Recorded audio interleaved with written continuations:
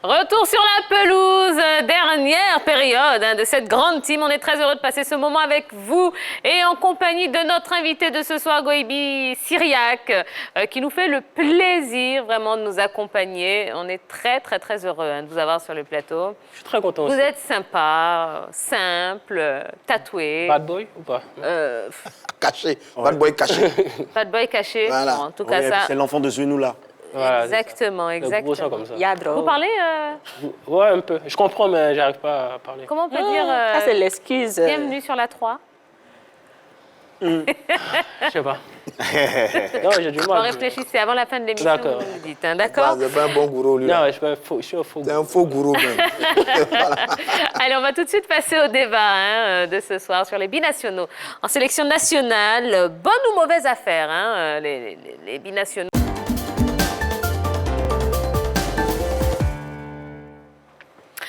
Et on va évidemment parler de chez nous, puisque charité bien ordonnée commence par soi-même. Est-ce que vous pensez que les binationaux ont apporté quelque chose de positif à l'équipe de Côte d'Ivoire, aux éléphants?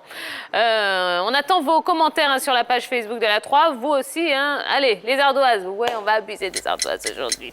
Est-ce que vous pensez que les binationaux ont apporté quelque chose de positif dans le jeu des éléphants, oui ou non? Et j'ai hâte d'entendre notre invité Goibi Syriac. Alors, ok. Eh bien, allez-y. Goibi Syriac, à vous. Donc, oui.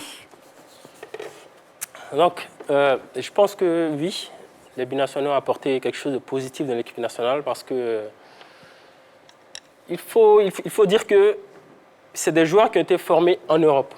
Vous voyez? Et la bonne formation, ça vient de l'Europe, vous voyez. Vous savez que tout ce qui est formation, quand on est tout jeune, à l'âge de 6 ans, 7 ans, 8 ans, on grandit avec une bonne formation et après, on vient à l'équipe nationale pour apporter du positif. Est-ce qu'on doit comprendre vous allez me dire qu'il y a un problème de formation ici en Côte d'Ivoire? Exactement, j'allais en venir. Il faut vraiment mettre l'accent sur la formation ici en Côte d'Ivoire pour que les sélectionneurs ou les gens ne pensent pas à aller chercher des joueurs qui ne sont pas nés ici, qui n'ont pas grandi. Peut-être certains diront qu'ils viennent ici pour jouer la Coupe du Monde, des compétitions africaines, ils n'ont pas le cœur vraiment à la Côte d'Ivoire. Ça, on peut dire ça, d'accord. Mais s'il y a des bons joueurs, s'il y a de la bonne formation qui est faite ici sur place en Côte d'Ivoire, je ne pense pas que voilà, on ira chercher des joueurs.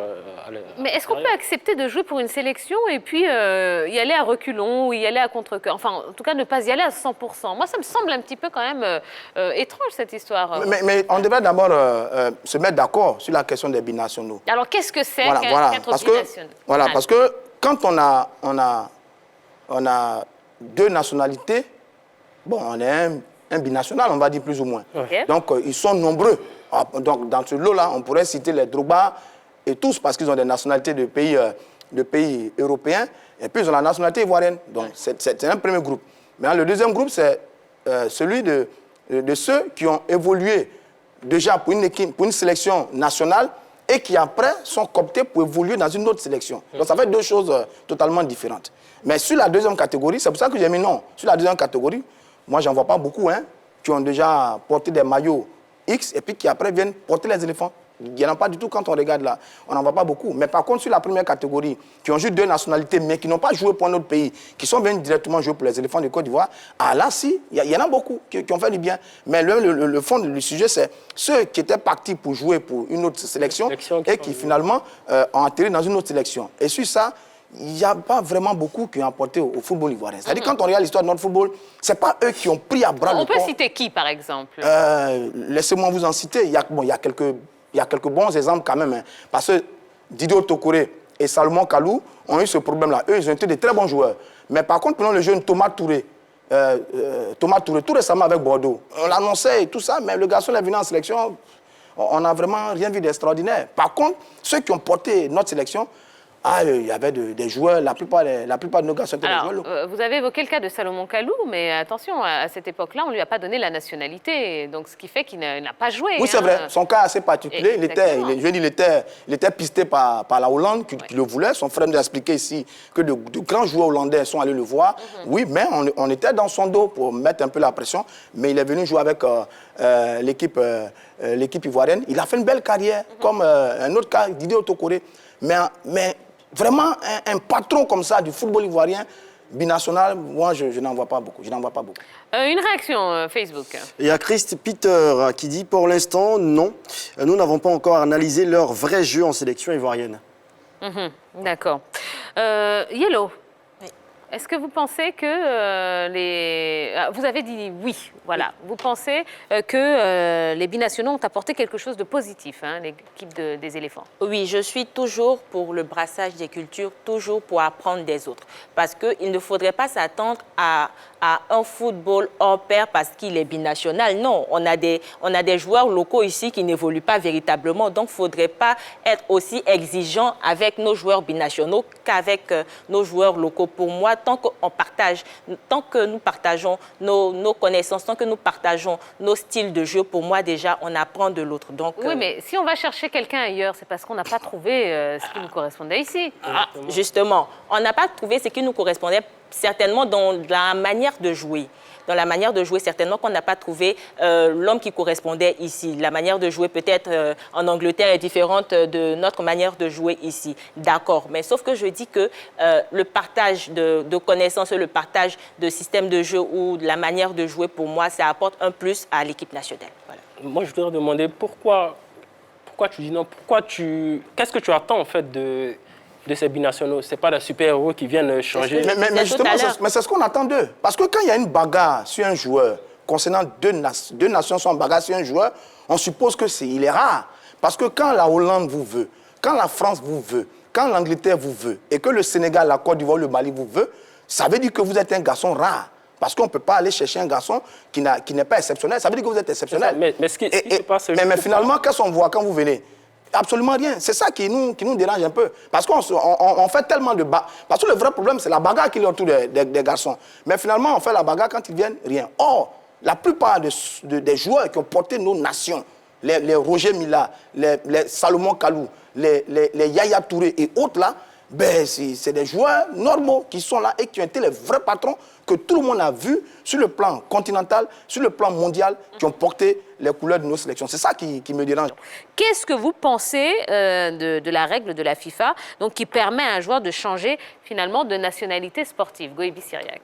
Si j'ai bien compris ce qui a été dit, c'est-à-dire s'il n'a pas joué, s'il a joué un match amical avec un pays, il a la possibilité de jouer un match officiel avec un autre pays. Enfin, c'est une décision, c'est une loi, je vais dire, logique, parce que si le joueur n'est pas utilisé comme il le faut dans l'autre sélection, peut-être qu'il y a une autre sélection qui a besoin de lui pour le faire jouer en tant que titulaire. Donc, on lui donne le choix de pouvoir s'exprimer ailleurs. Yellow. Alors, les binationaux ne sont pas des personnes à nos grata dans nos sélections. Les binationaux ont le droit de venir jouer dans les sélections. Ça, c'est déjà un point. Et c'est nous les mêmes qui allons être là à crier pour dire « mais lui, là, il excelle, ce binational, là, il excelle plus dans telle sélection plutôt que de venir jouer dans son équipe nationale. » On va crier plutôt au scandale. Donc, pour moi, il faudrait plutôt encourager ces jeunes-là à revenir au pays, jouer pour le pays. Il n'y a rien de mieux. En fait, cette loi a évolué. Elle n'était pas comme ça par le passé. Je crois que par le passé, quand vous avez déjà joué sous un autre maillot, vous ne pouvez plus jouer avec une autre équipe avec un autre maillot. Exactement. C'est pour ça que nous, on a perdu les Roger Boli. Roger Boli était un formidable joueur, mais je crois qu'il a joué avec une équipe de jeunes, avec la France, et on n'a pas pu le récupérer avec les éléphants de Côte d'Ivoire. Je pense que le même problème s'est posé également avec Olivier Capot, qui est un très bon joueur, qui a évolué, je crois, avec la France, et qui après n'a pas pu venir avec les éléphants. Ça veut dire que, comme le sujet a fait débat à une certaine époque, on s'est dit qu'il fallait aménager, il fallait trouver les aménagements pour ne pas que les talents soient gâchés. Parce que sur beaucoup de garçons, ils ont envie de jouer avec des pays européens pour avoir plus de visibilité et une belle carrière. Mais quand ils ont joué une fois et que le poste qu'ils occupent là est occupé par des joueurs plus talentueux qu'eux, ils ne peuvent plus venir en sélection. Donc pour arranger ça, on a permis aujourd'hui, on a apporté un peu de souplesse pour qu'aujourd'hui, quand un joueur a joué avec une équipe des matchs amicaux, il a la possibilité de venir jouer avec la nation. Donc la loi a évolué pour régler un peu le problème. Jojo. Moi, j'ai une question à poser à l'invité. Est-ce qu'un joueur qui a joué un match de comité au Togo peut aller jouer avec l'équipe nationale de France? Ouais, c'est possible. Hein. Répondez bien. Hein. C'est qui ça? C'est ton ami Herman, là, peut-être? Non. Ça, c'est un cousin, il s'appelle Zawi. Alors, on a fait la liste. Hein, oui, mais ça veut dire que Dorgelès est en train de faire son entrée sur le plateau. Justement, pour nous donner la liste des binationaux susceptibles de rejoindre l'équipe de Côte d'Ivoire. Eh oui, Dorgelès, dites-nous tout. Tout ce soir, on va dire les binationaux qui peuvent rejoindre la sélection ivoirienne de Côte d'Ivoire. D'abord, on va commencer avec Marley Aké, avec l'Olympique de Marseille. Les milieux de terrain, 19 ans. Jonathan Bamba avec Lille, attaquant de 25 ans. Cette saison, il a joué 33 matchs, marqué un seul but. Sébastien Haller avec West Ham United, attaquant 25 ans. Cette saison, 30 matchs, 7 buts. Prince Désiré Guano avec Amiens, défenseur de 26 ans.